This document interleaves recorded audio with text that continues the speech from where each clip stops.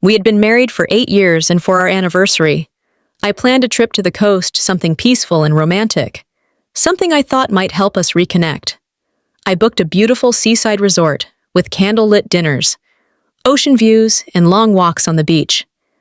We hadn't taken time for ourselves in so long, and I thought this trip would remind us why we chose each other in the first place. For days, I planned every detail from her favorite wine waiting in the room to a couple's massage on the second day.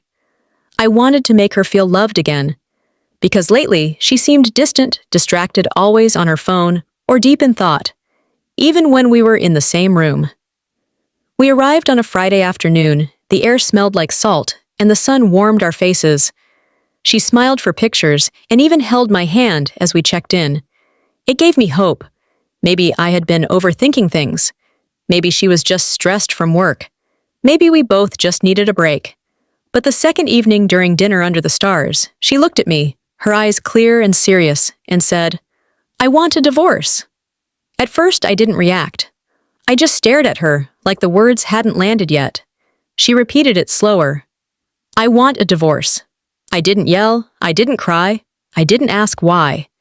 Instead, I took a sip of water, placed my glass back on the table, and looked right at her. I said, "Why not? Now." She blinked, her mouth slightly open, like she expected me to beg or ask if we could talk about it later, but I didn't. I just nodded, like I had been waiting to hear this all along.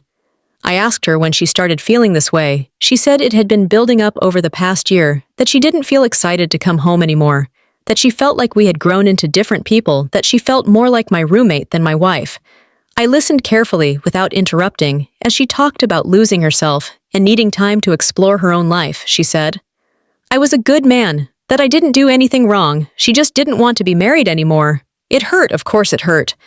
I remembered every late night when I waited up for her, every time I asked if something was wrong, and she said she was just tired. Every time I tried to plan something, and she said she was too busy. Now I knew the truth. She had already checked out, and this trip, this anniversary, this was her way of closing the book. After dinner, we walked back to the hotel in silence. I could see she was uncomfortable. Maybe she didn't expect me to be so calm. Maybe she thought I'd cry or plead. But I didn't. I let her walk a few steps ahead, like we were already living separate lives. Once we got inside, I went to the closet, packed my bag quietly, booked the next available flight, and called a cab.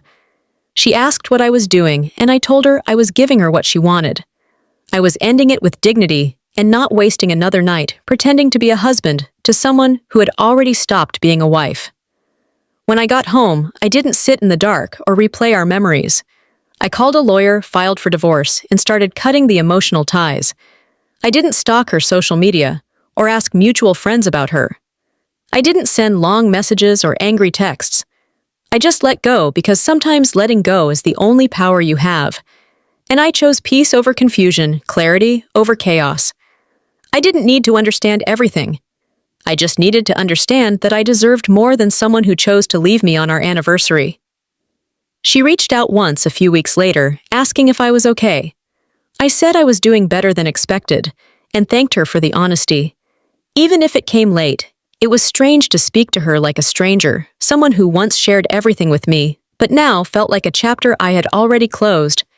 That trip was supposed to be a celebration of us, but instead it became the moment I finally saw the truth. Sometimes people don't leave because they hate you. They leave because they no longer feel anything. And that's even worse, but I survived, and in that quiet pain, I found something I hadn't felt in a long time. Freedom. Now when I think about that trip, I don't think of the betrayal or the pain. I think of the strength it took to say why, not now, to walk away with my head held high, and to start a new life without someone who no longer saw me in theirs.